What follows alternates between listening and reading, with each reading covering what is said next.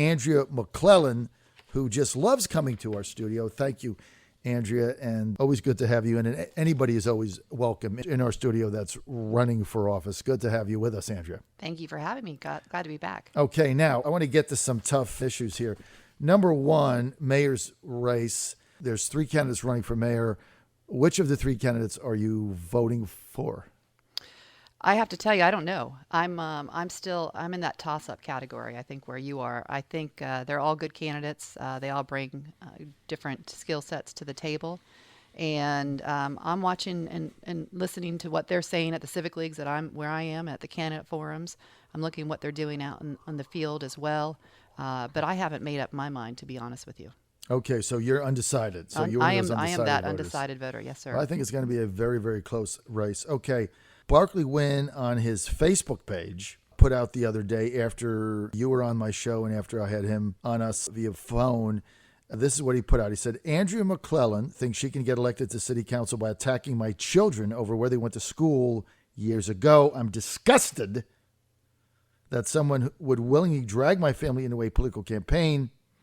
It is this kind of behavior that makes people hate politics and politicians.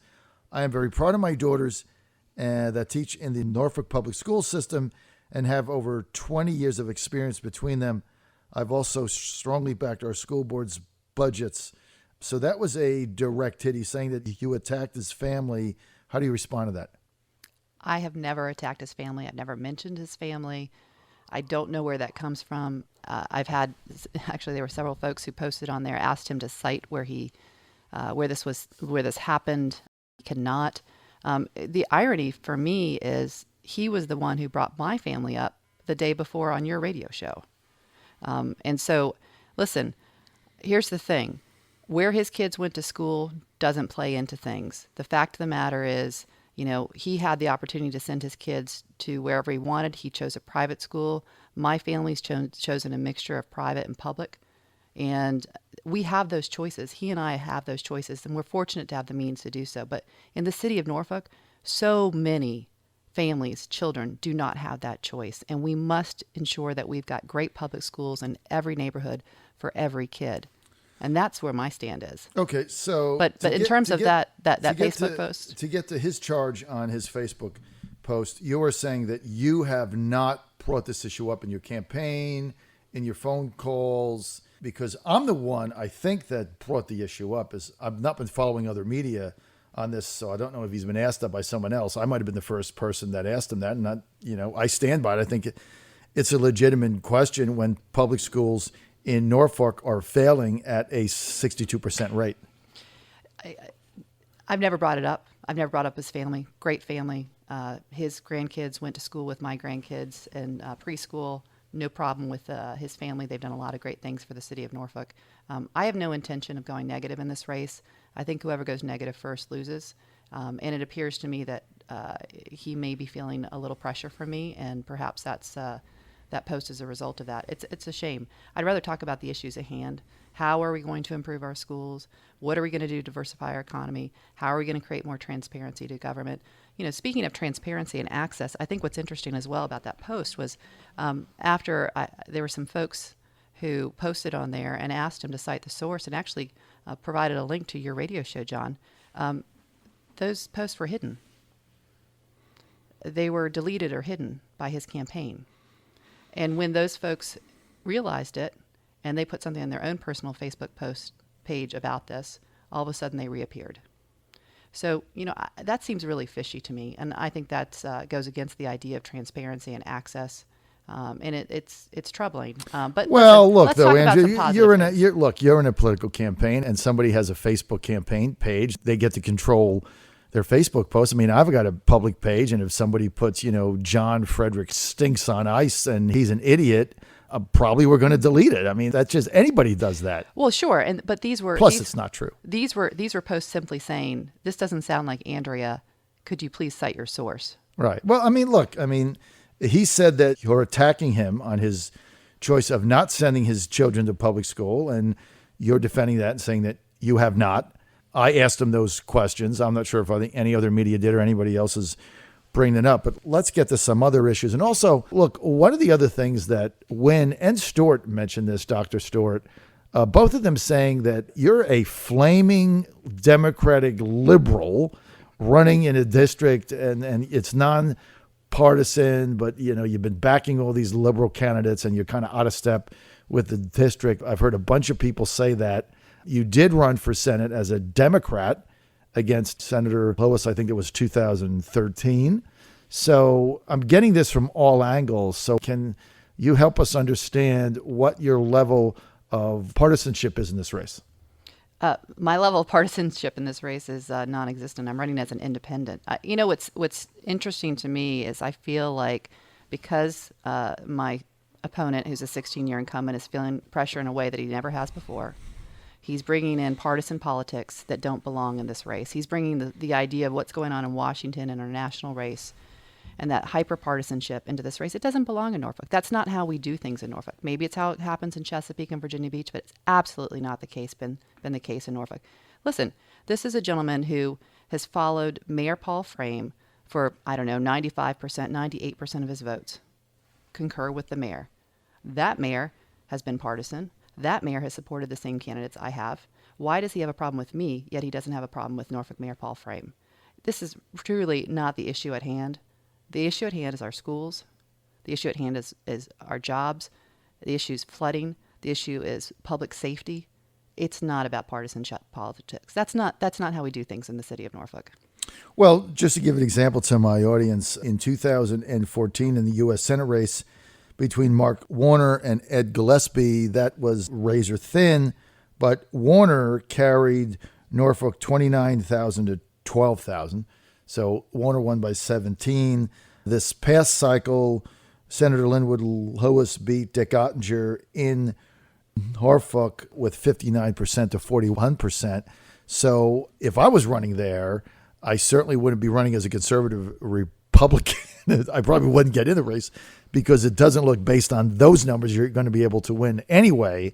So I'm not sure the fact that you support Democrats matters. I don't think it's an issue in this race. Listen, let's talk about the issues at hand. I think it's deflecting, and it's deflecting a 16-year record that doesn't have a lot to say for itself. Explain the super ward configuration so that our audience that is outside of the area understands when we say super ward 6. What does that mean, Andrea?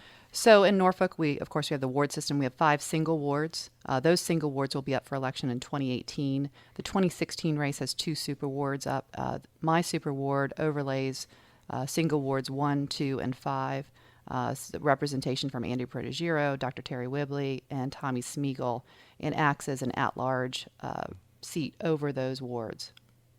So Super Ward 6, does that represent 50% of the district?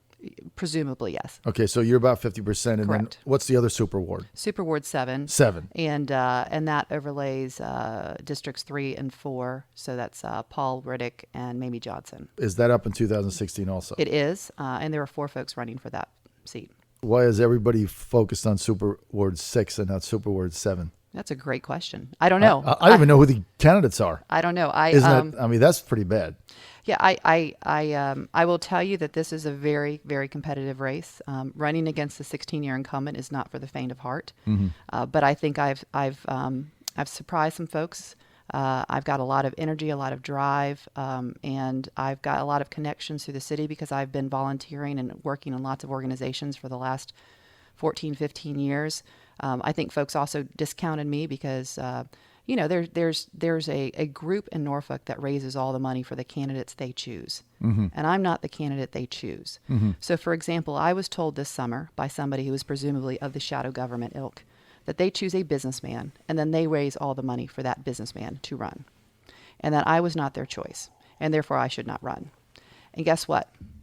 I ran, and I'm raising all my own money. I am raising my money. I'm not going to a group or syndicate to raise it. And I've raised over 6 figures. I'm very proud of that. I'm getting support throughout Norfolk, through the region, through the state, because I think people see me as the next generation stepping up, somebody who's a regional leader, and somebody that folks really are getting behind. They're excited in a way that they haven't been in a long time about Norfolk City Council. And I'm grateful for that support. I'm not backing down. I'm not somebody who's told, no, you can't do it.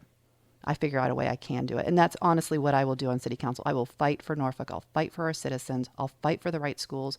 I'll fight for our citizens to be heard at city council meetings throughout the entire meeting and have that entire city council meeting televised. I'll fight for resources to work on our mitigation of flooding issues.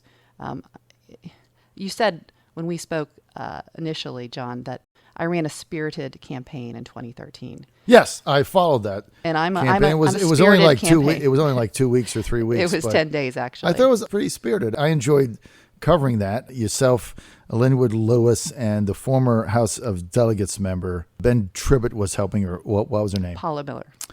Paula Miller. Yes, sir. Very nice lady. Very nice. That campaign was fun. I remember in the middle of it, I went to a day on the Eastern Shore with Linwood, and I was there from 11 until 5, and I remember coming on the next day and said he was going to win in a landslide. Like everybody on the Eastern Shore is for Linwood. That's everybody I talked to. That didn't matter what they were.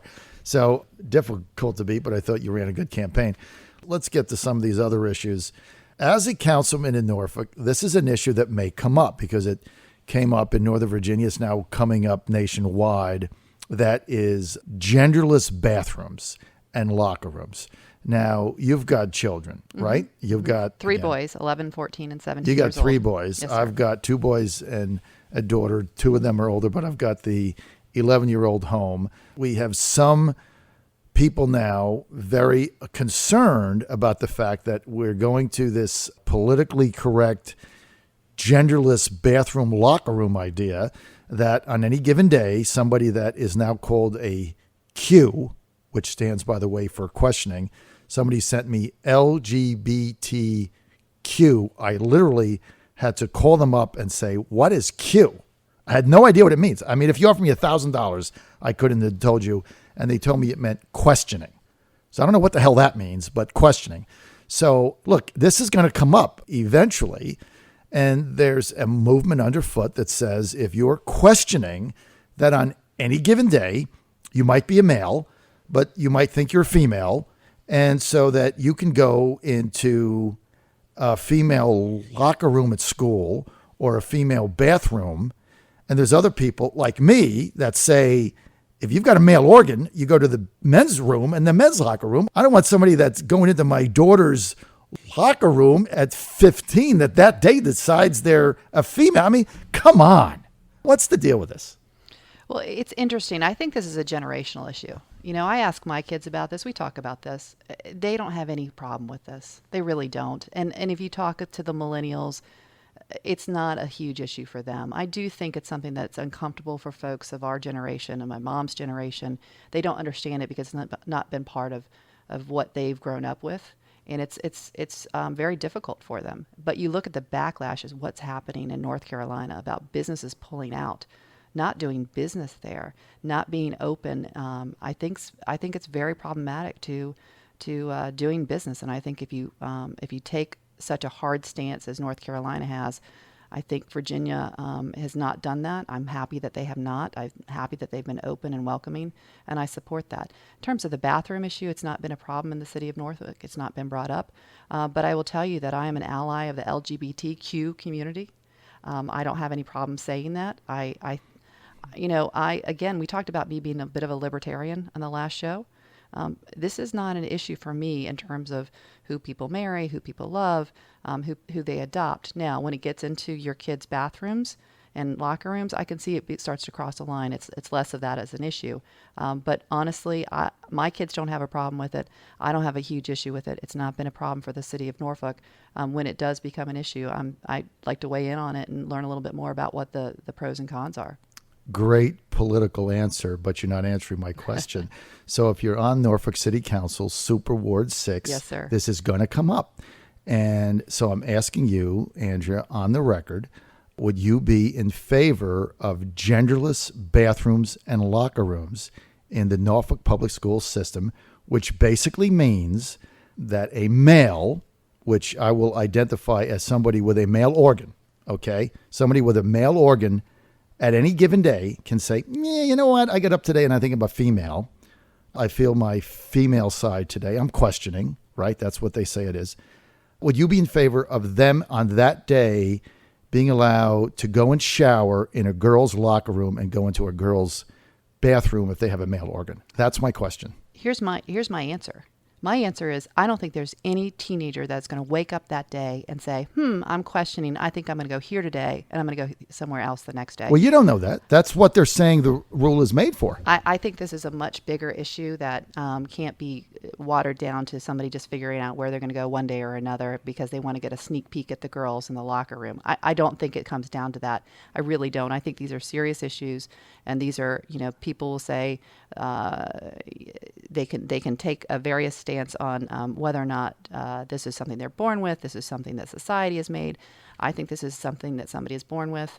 And I don't like the way it's characterized as, okay, someday I'm going to go to the girls' bathroom and another day the boys' bathroom. Okay, so let's say that it's a more permanent thing. Would you be in favor of somebody in high school in Norfolk that has a male organ? Should they be allowed to go into the girls' locker room or bathroom?